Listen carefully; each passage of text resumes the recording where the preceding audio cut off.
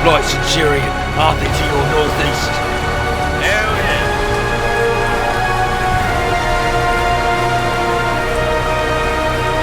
Say northeast. That's all movement go, like, over the crest of the hill. What's that? Right out, that was nice. It's pretty active, 70 hours. I've got the ultimate blood when we've got the ultimate. Are you gonna send his sights at us now? Nah, something tells me he's gone for good.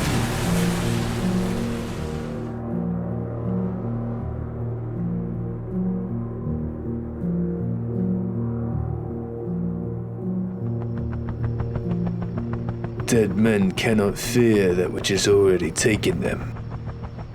Gifted with the fire of a phoenix, the phalanx survived even without it, proved they were worthy of it, and becoming stronger because of it.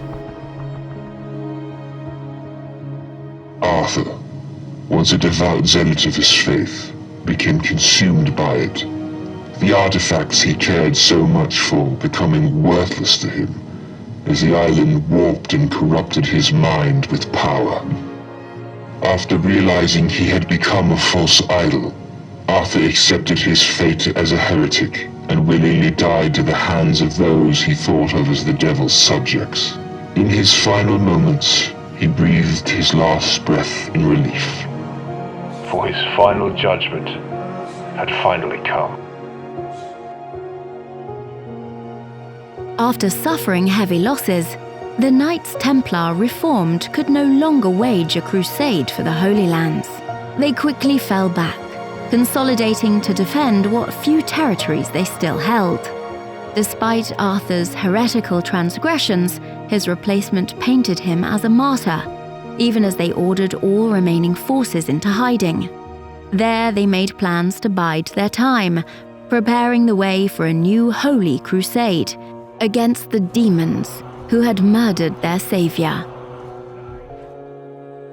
Having lost billions of dollars in hardware and human lives, Caliban Security Services became a shadow of its former self and quickly applied for bankruptcy.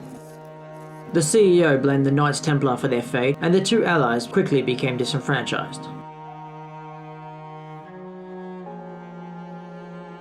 Having been effectively responsible for the decimation of a full third of New Seven's forces, and the poor allocation of the orbital strike platform Starhammer to an operation of little consequence, 7 members of the O4 Council were asked to submit their resignations. The O5 Council stepped in to reassert operational control of the Starhammer, and the Administrator implemented new policies and strict requirements regarding its allocation in future operations.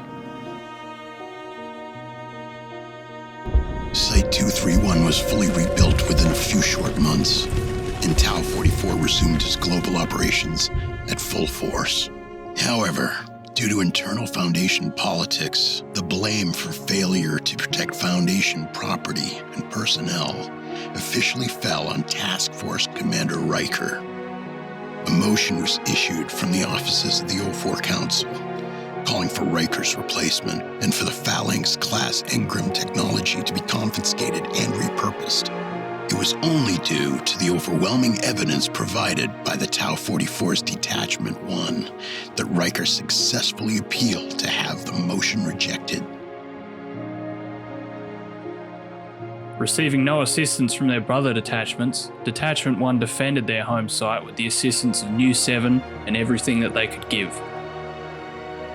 The last standing Foundation personnel were quietly commended each with an obsidian trident, a commendation awarded by the O4 for completing a task with unsurvivable odds.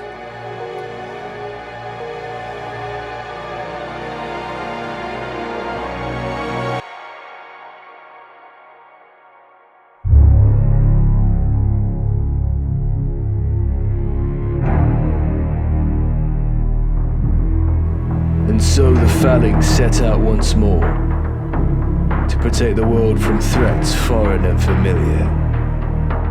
The events that transpired little more than a bump in a thunderstorm.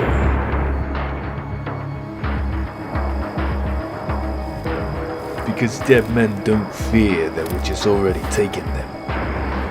But the living, that's a different story.